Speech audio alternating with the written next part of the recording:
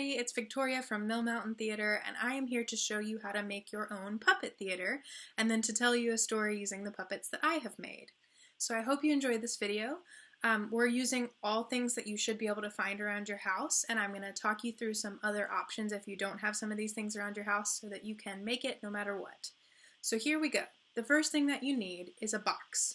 This can be any kind of box. It can be a shoe box, it can be a moving box, whatever kind of box you've got. Just make sure that you can get it to where it doesn't have a lid on it. So this is a shoe box that I've taken the lid off of. So just make sure that whatever it is, you can get it where it's an open space. It's flat and hollow. Yeah? Once you've found a box and you've done that, then you want to cut out the back. So I took the lid off my shoebox and now I've cut out a square in the back of my box.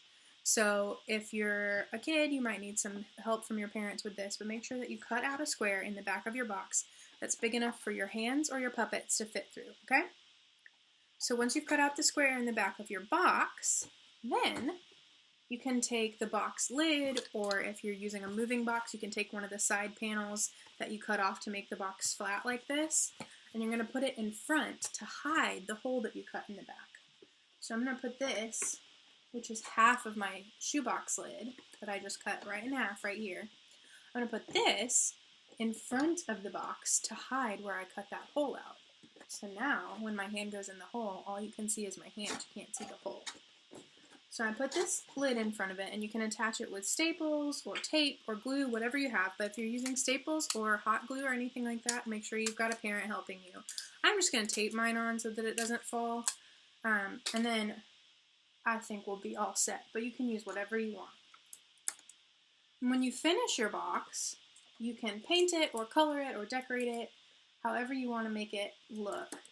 I'm just going to leave mine plain today, but you can do whatever you want with yours.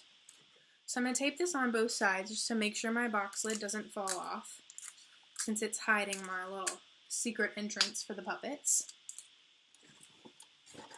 And then we'll get to the next step.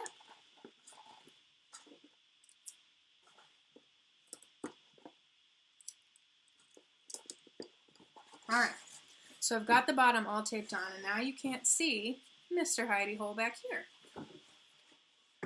So once you get your stage covering taped on or glued on, then you're going to attach your curtains. So if you've got some string or some yarn or a shoelace or anything like that, some ribbon around the house that you can use to attach your curtain, that's great. So I'm using some twine that I had. And I cut this piece of twine to make sure that it was a little bit longer than the width of my shoebox, okay? Then I took my handy dandy hole puncher and I punched holes in the top of the sides of my shoebox so that I could string my yarn all the way through from one side to the other. So use whatever you've got to poke your two holes in the top of the side of your box. And make sure it's not too close to the front so that it doesn't tear, but make sure it's far enough up that you can still have your curtain in front, okay? So once you've done that, then take your yarn or your shoelace or whatever you're using, your ribbon, and tie it to one side of the box, wherever you punched the first hole, okay? So tie it in a knot, make sure that it's nice and tight, and then you get to make your curtains. So you can use whatever you've got for your curtains. I had some extra fabric, so that's what I'm using. But if you don't have fabric, you can use maybe parts of an old t-shirt if your parents are okay cutting it up. Or if you want, you can just use a piece of paper. So if you're using the paper, you can fold it back and forth like an accordion fold so that it looks like folded curtains if you want to. Or you can just leave it flat paper. And then you're going to attach that to your string or your yarn. Okay? Since I'm using fabric, I just folded my fabric over my yarn and then stapled it down. So I'm going to show you. I already put one on here, and I put my other half on here. You want to make sure you're using two halves. So if you're using paper, make sure you cut the paper in half. If you're using fabric, cut it into two equal pieces. So I am going to fold my fabric over the string, just like that. So I'm holding the string here, and the fabric is folded on top of it. And then, to make sure it doesn't slide off, I'm going to put two staples on the edges. And I don't want to staple it to the string because then I can't slide the curtain. So I want to make it just like a real curtain where it has a little bit of space at the top for the string to go through, okay? Then you have your curtains attached to your beautiful yarn here. So I'm going to take this side that's still untied, and now that my curtains are on it, I'm going to put it through the other hole and then pull it so that my curtains are all the way at the top. And I'm going to tie it. So once I do that, my curtains are hung up. And you can adjust it however you want to. But once you have your curtains hung up, then you can slide them open and closed. Once you've done that, you can slide the curtains apart for your puppet show. And then you can close them. So you can use 1 or 2 curtains, it's up to you. I used 2.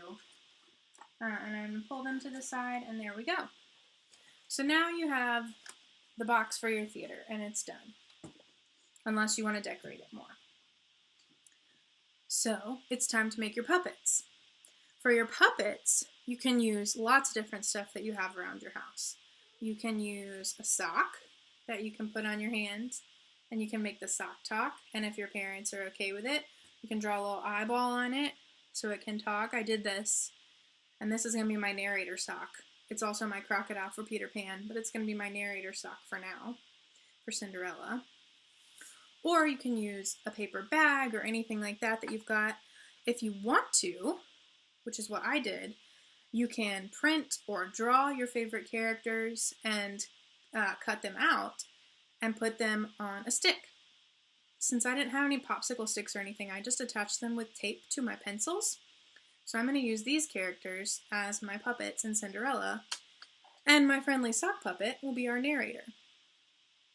So whatever method of making puppets you choose, whether you're using the paper ones, the sock ones, the paper bags, get them decorated or colored or drawn however you want, get them ready to go, and then all you're going to do is put them through the sneaky hole in the back of your box, and then they're in your puppet theater, and they can put on a show. Isn't that fun? So that's how you make your puppet theater and your puppets. And now we're going to learn the story of Cinderella using my puppets. Once upon a time, there was a beautiful girl named Cinderella, and she lived all alone in a house with her wicked stepmother and wicked stepsisters. Cinderella was very nice and beautiful, and she did all the chores around the household without ever complaining, even though her stepmother and stepsisters were very wicked. One day, as Cinderella was scrubbing the floors,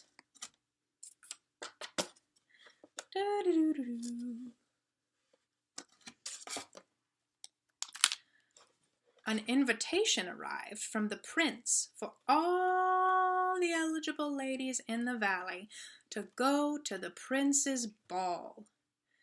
Cinderella and her wicked stepmother and stepsisters were very excited about this.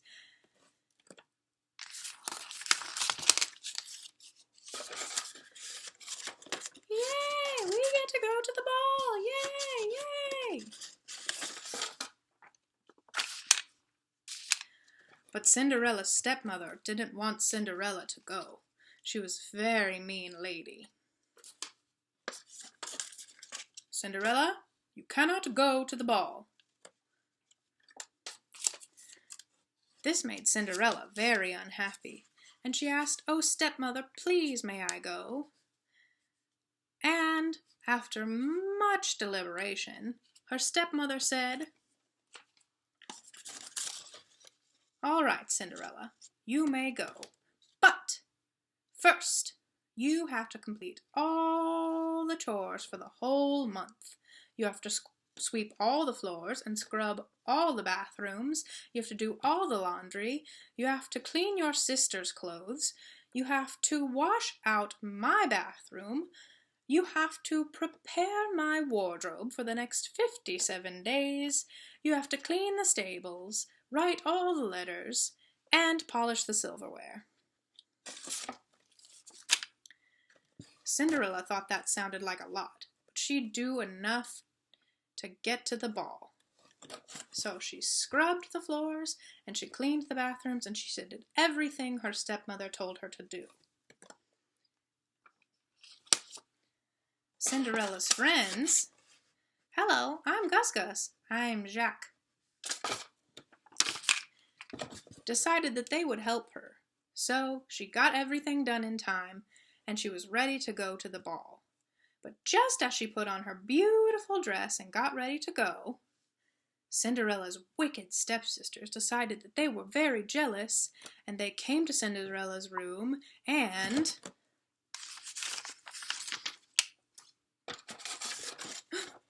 Her dress. We have to destroy it. She can't go to the ball. So they ripped Cinderella's dress to pieces, and they threw dirt on it, and they messed up her hair, and they made it so that she couldn't go to the ball.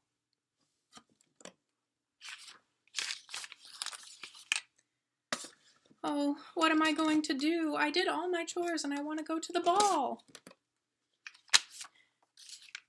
Cinderella's friends, Gus Gus and Jacques, decided to help her build a new dress so that she could still go to the ball. We'll help you, Cinderella. So Gus Gus and Jacques started work on a new dress.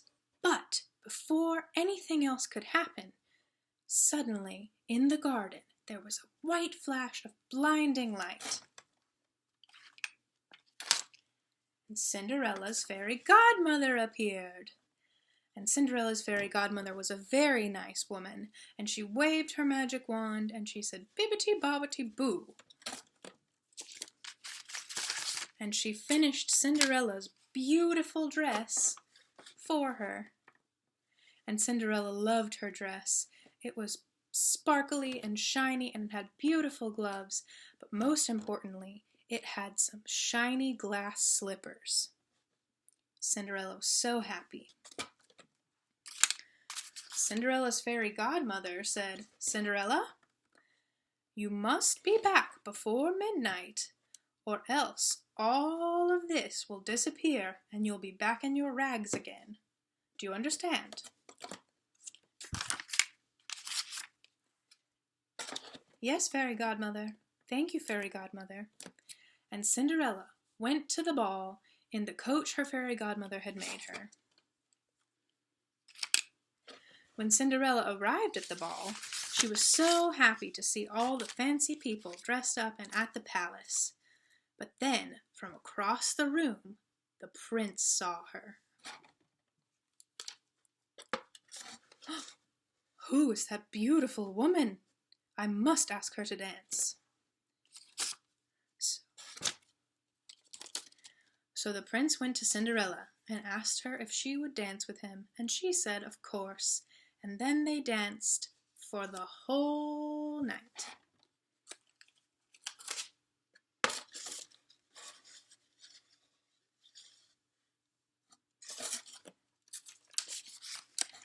But before she knew it, the clock had struck, and Cinderella realized it was 12 o'clock. "Oh no! I have to go," she said, and she ran away down the stairs. The prince followed her. "Cinderella!"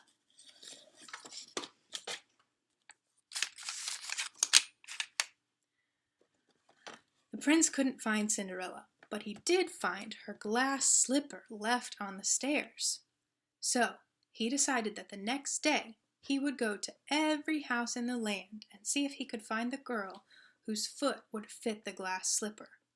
But the next morning, as he went from house to house to house, he realized that none of the girls fit into the beautiful shoe, and therefore none of the girls was the beautiful woman he had danced with and fallen in love with. Finally, he came to one last house, where a wicked woman and her daughters answered the door.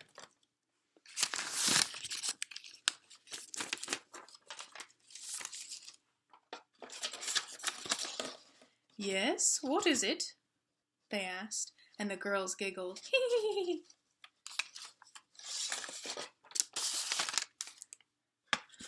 I'm looking for the woman who lost her shoe last night, and I'm hoping she might be here, since it's my last house in the neighborhood, the prince said.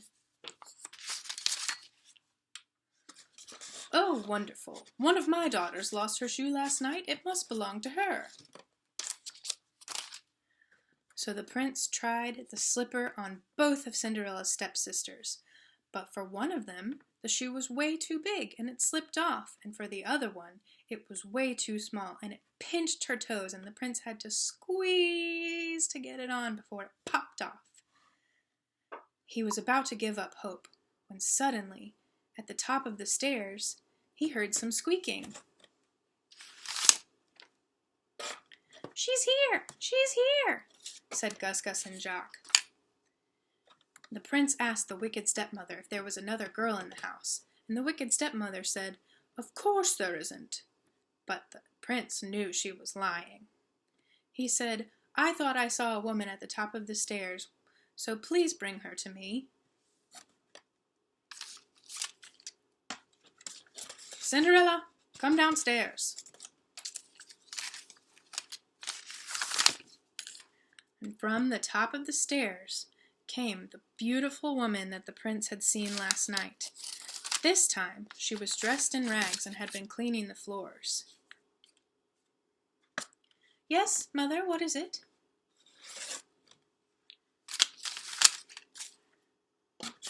"The prince would like to see you."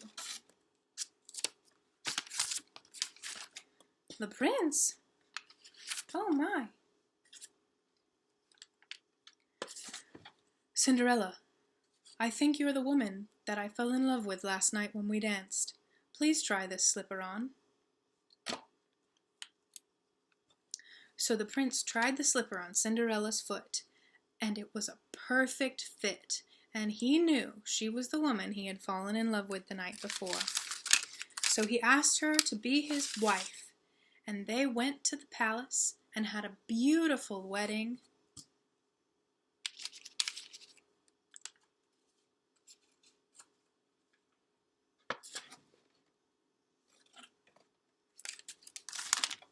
And they lived happily ever after. The end. So that was our Puppet Theater Thursday, and I hope you all make your own puppet theaters and design your own puppets and tell your own stories at home. And I bet they'll be even more fun because you won't have to try to hold a camera and the puppets at the same time. But I hope that you all tell wonderful stories to your families and friends using these puppets that you make, and I encourage you to use your imaginations today and every day. Please keep checking our website and social media pages for more fun activities like this one, and we hope to see you soon.